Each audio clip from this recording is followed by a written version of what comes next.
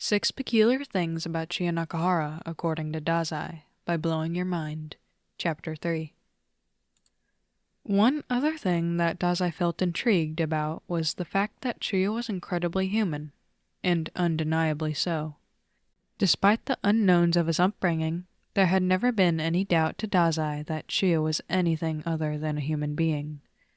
Dazai had studied him over time and gathered his reactions, his mindset. He handled situations in such a way that Dazai himself would never act upon.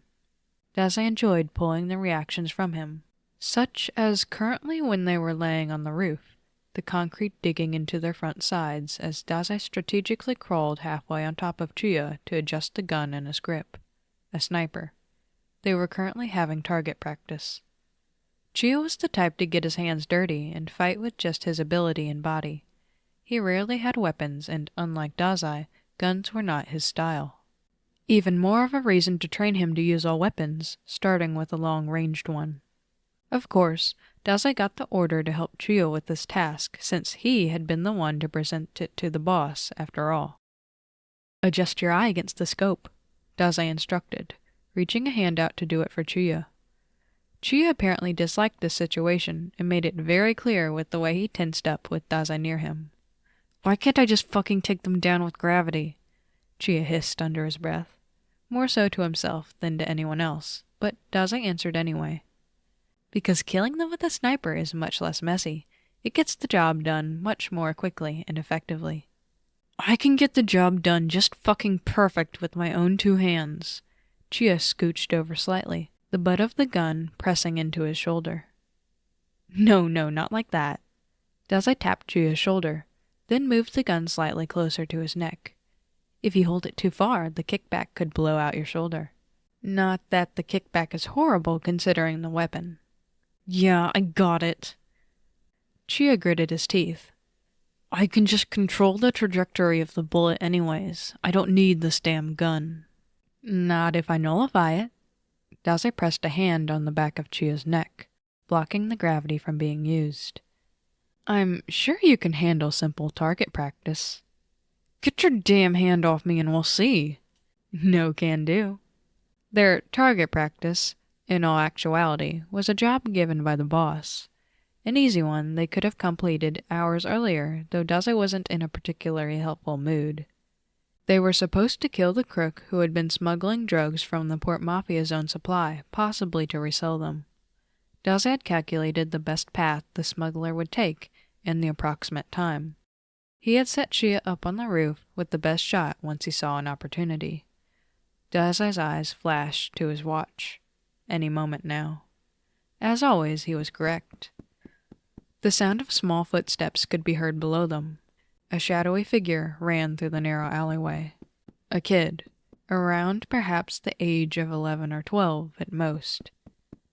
Chuuya blinked through the scope, then pulled away, a shocked expression on his face as he turned back to Dazai. "I'm not fucking shooting him." Dazai raised an eyebrow. "Oh? Does Chuuya draw the line at murdering children?" Chuuya's eyes were dark, a storm swirling in them. He didn't have to say anything for Dazai to understand. Ah, he was part of the Sheep, the organization Chuuya had broken away from only 3 months ago. Chuuya looked about ready to shove the gun into Dazai's chest, but Dazai's hand around the back of his neck squeezed. He leaned closer to whisper in Chuuya's ear. "A job is a job, Chuuya. I'm sure you know what happens to those who disobey the boss." The tactic didn't seem to work on Chuuya, because while he followed the kid through the scope, his finger around the trigger never even twitched. Dazai would need to change approaches. "Shoot," he whispered again. "Take the shot, Chuuya." Chuuya pressed his lips into a thin line. His hand shook against the gun's metallic surface. "This kid is on the streets, stealing from the Port Mafia. Putting a bullet in his head will be far more merciful than letting someone else capture him and torture him. Perhaps he could even end up in a human trafficking ring." Chuuya would be severely punished himself.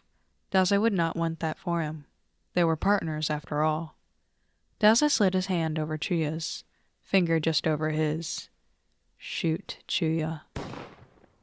And that seemed to do the trick, because Chuuya's finger twitched downwards, and the shot made both of them hear feedback, though nothing could mistake the thud of a body hitting the pavement, echoing through the buildings in the stead of silence. Chuuya's shot had been precise, right to the back of the head. The child had not suffered. Dazai had expected for a punch to be aimed at his face, but it never came. Instead, the silence became all-encompassing as Chuuya took one shaky breath, and then another. Dazai watched closely, and finally what seemed like a moment later, Chuuya pulled away from the gun. He had a perfect aim. Such a shame he preferred to beat people up instead of taking the easy route. Though Chuuya did not have the same thought process as him, because instead of being gratified that he made the shot, he got to his knees and promptly bent over, retching over the side of the building. Well, Dazai should have expected that. Just because he himself could no longer feel gut-wrenching nausea didn't mean that Chuuya couldn't, because he knew that Chuuya felt things twice as hard as he did. When Chuuya looked up from puking his guts up, his eyes were glued onto the body, bleeding out down below them. Something shifted in his eyes, something dark and furious, and Dazai had only a moment to appreciate the humanity rolling off of him in waves before a force hit him in the face and he saw black. There was the punch. Dazai had woken up an hour later, on the cold concrete, alone. The body had disappeared. In the end, Dazai had made up for it, though he did not have to do much. Chuuya was the definition of anger and resentment for weeks, though later, when he confronted Dazai, he had only seen the scorn and guilt raining off of him in waves. Guilt for killing a child, but also for knowing that Dazai had been correct all along. There was no good life in store for that kid. Most had possibly been killed off, by now, in much more violent ways, and the ones that had still remained were suffering. The sheep were a ghost organization now, only the older members remaining and the younger ones dying off. Being shot in the head was much more merciful than the alternatives. "Did you know?" Chuuya asked Dazai weeks later. They had been on another assignment, one that did not involve Chuuya sniping anyone from the rooftops. Dazai didn't need to ask him to elaborate. "No. I did not know he was part of the sheep until we were there." And Chuuya must have also concluded from that if they disobeyed direct orders, then they would have had to deal with the boss. "We didn't have to kill him. We could have just left him off with a warning." Chuuya huffed and drew his jacket closer to himself, because it had gotten colder outside recently. "There were no loopholes." Dazai replied immediately, because there really had not been any. In fact, they were supposed to hand the body over to the boss, but Dazai had pulled some strings because Chuuya had buried the kid. "I don't know how you can be so damn emotionless sometimes." Chuuya sighed, though the hatred from weeks before had been drained from his body. The comment would have hurt Dazai if he cared. And I do not know how Chuuya is so utterly human. Dazai had wanted to draw another reaction from Chuuya, though instead all the redhead did was look up at him, in shock before eyeing the sidewalk they had been walking on. Whatever Dazai had said, he was now deep in thought. He wondered what it could have been. When Dazai had first met Chuuya, he would in no way describe him as empathetic. Though now, as he continued to get to know the redhead, Dazai would say that he showed it in very strange ways. Really, there was no way Chuuya would pick up some puppy off the streets just because it was raining buckets outside. Though it turns out Dazai was wrong, because apparently Chuuya would pick up a puppy from off the streets just because it was raining buckets outside. "Did you hear that?" Chuuya halted, steps splashing in a puddle under him as he searched around. Dazai could hear it, a high-pitched whining noise coming from the dumpster to their right. "No, I don't." "You suck at hearing. Obviously something's in there." Chuuya was already making his way to the dumpster before Dazai could even protest. "There's no reason for us to stop in the rain. Let's continue." "We're already soaked," Chuuya shot back, reaching to open the lid in the can of worms that had been opened. Dazai watched as Chuuya leaned over the side of it, waist hitting the metal as he dug in the dumpster like some raccoon before coming back with a small thing in his hands. It whined and growled, but even so, Dazai squinted to make sure it was alive, because it was a limp rag in Chuuya's hands. "Is that even an animal?" he asked, and Chuuya frowned defensively. "It's a fucking dog, idiot." Chuuya held it closer in his arms, then went as far as to take off his jacket and wrap it around the small thing. Now Dazai could very much see that it was a dog with its dark fur. It opened its beady eyes, and Dazai immediately knew he would not enjoy this. "Why waste your energy?" Dazai asked as he walked alongside Chuuya, who took short but quick strides through the rain. "It looks half dead." "It's not half dead, it's just small. Now stop annoying me and either get out of my way or help me."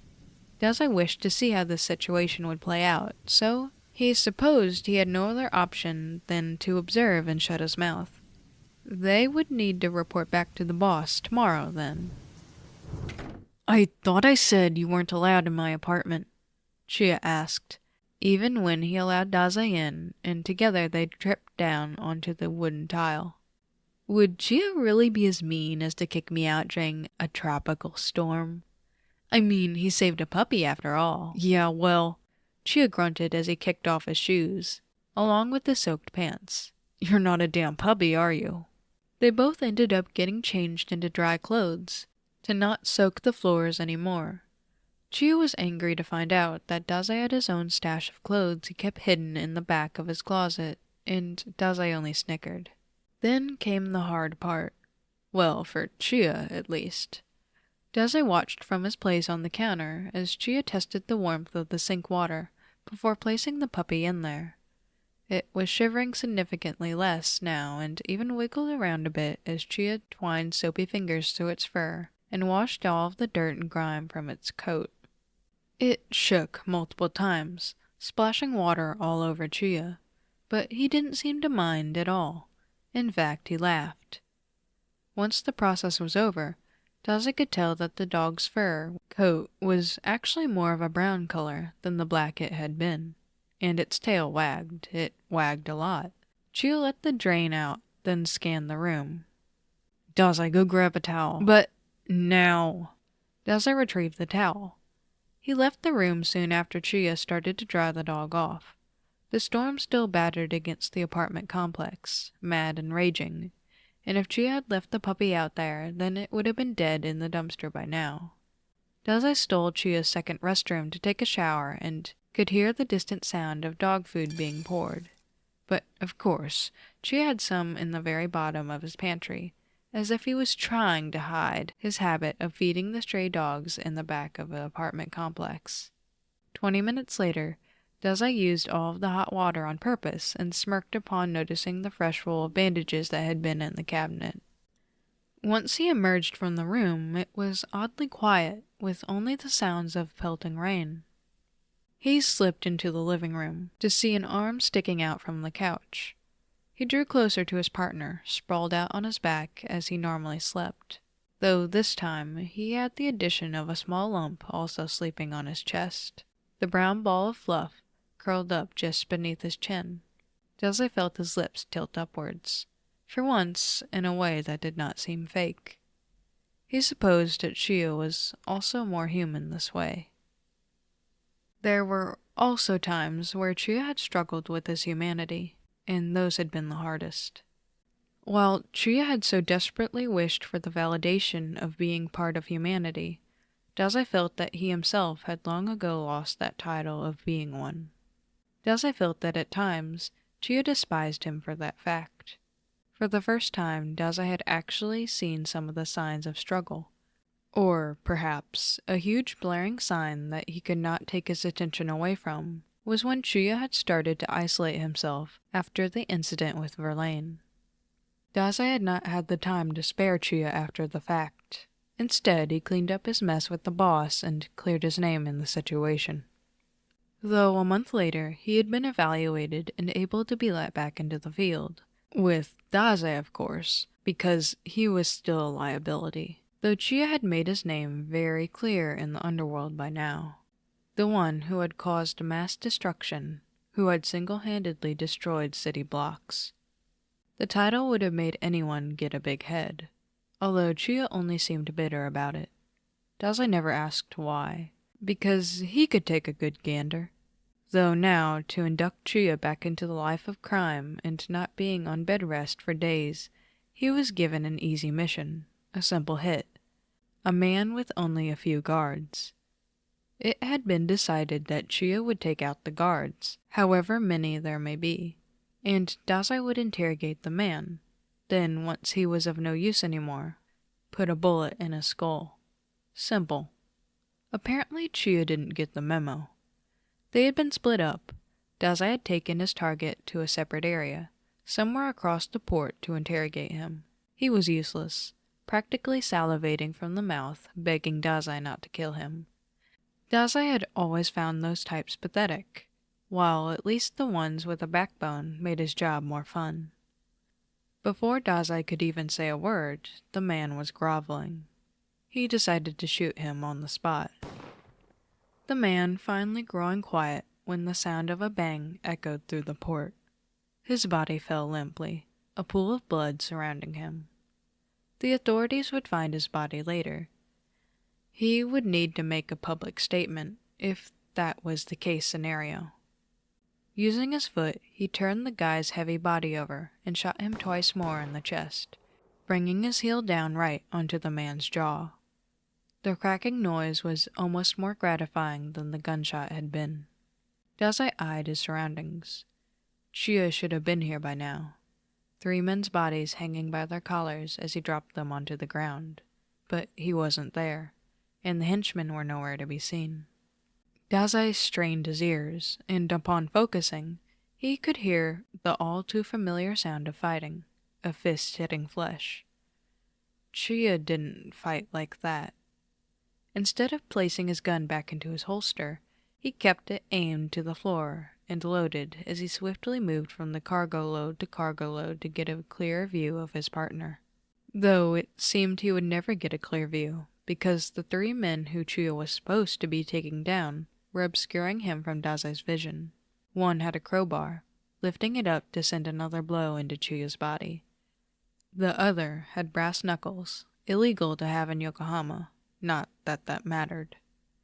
Dazai wondered just why Chuuya had let these men get the best of him as he trained his gun, firing it back to back, shooting both in the back of the head.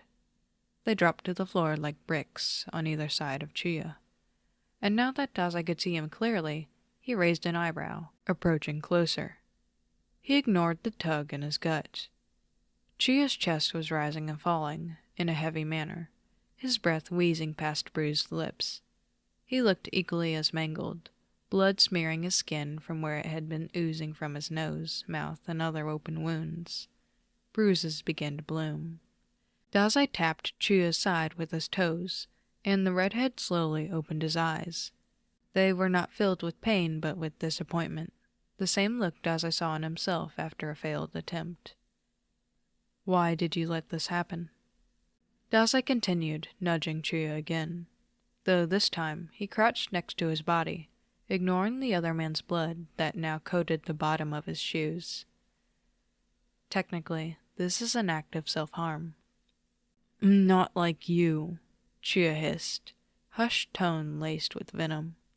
Dazai's partner brought up an arm to look for something, though all he was met with was molting bruises. He looked disappointed, scared even, and Dazai finally understood. He had let himself get beaten up to see if he would bleed. If he would withstand like a normal human and not be brought back from the brink. To see if his blood was red. Dazai stood up from his crouched position. "You are bleeding profusely. If you remain like this, you could possibly die." It was a white lie. While Chuuya was bleeding, it would take all night for him to die, and even then, he would be able to get back up and drag himself back to headquarters before that happened. But it was what Chuuya needed to hear, because his shoulders slumped. He could die, and he could bleed. He was at least a little human.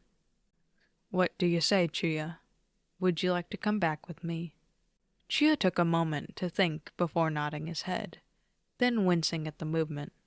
Dazai stood up and held a hand out to Chuuya.